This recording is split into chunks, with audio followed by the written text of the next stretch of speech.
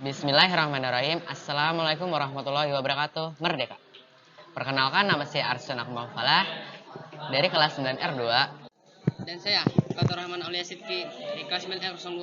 Kami akan membahas keberagaman ekonomi dalam Bhinneka Bhinneka Tunggal Ika untuk membangun negara dengan pendidikan.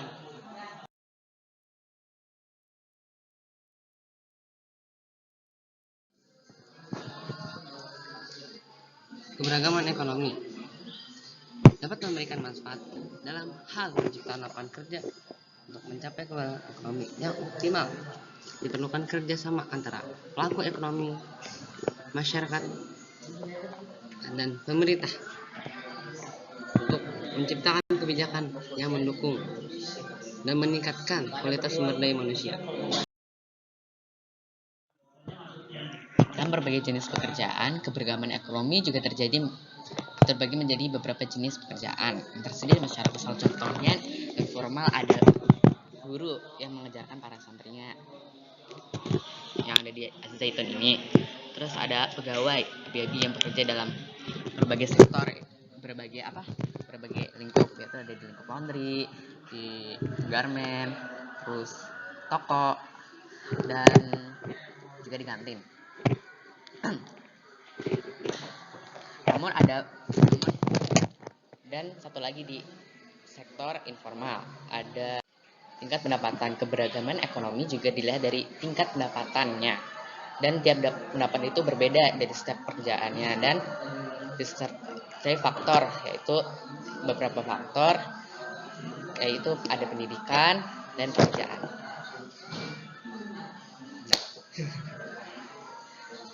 Terus Dari keberagaman ekonomi yang kita rasakan saat ini adalah terciptanya lapangan kerja yang banyak dan beragam di kampus kita. Dengan adanya sektor ekonomi yang berkembang, peluang kerja bagi alumni dan masyarakat menjadi lebih luas.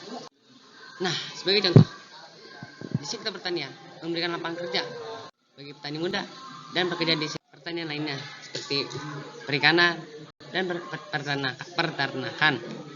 Sementara itu, sektor perkapalan menyediakan kerjaan bagi tenaga kerja yang memiliki keterampilan khusus di bidang tersebut. faktor penghambat pembangunan ekonomi ialah diakibatkan oleh rendahnya mutu pendidikan.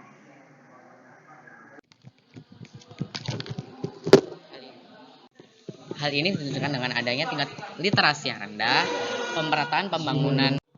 pemerataan pendidikan rendah, terus ada proses pendidikan relatif kurang dan dalam memenuhi syarat.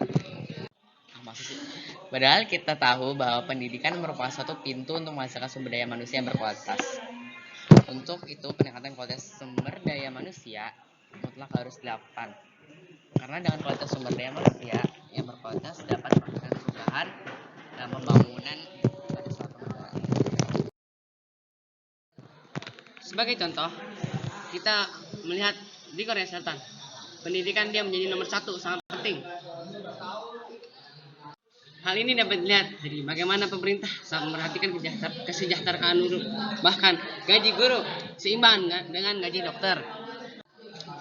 Sedangkan hal ini berbanding terbalik dengan di Indonesia. Pemerintah tidak terlalu memperhatikan nasib mereka. Akan tetapi, guru juga harus mengajar secara profesional. Jika tidak, maka akan berimbas kepada anak didiknya. Karena apa? Karena tidak seriusnya memberikan pengetahuan.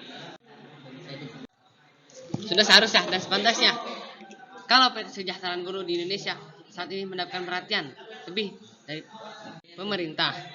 Seperti yang kita tahu, jika kesuksesan suatu bangsa terletak pada pendidikannya. Lalu, siapa yang berperan utama dalam kemajuan pendidikan di suatu bangsa? Tentu saja di sini guru adalah peran utamanya. Sekian dari kami. Terima kasih.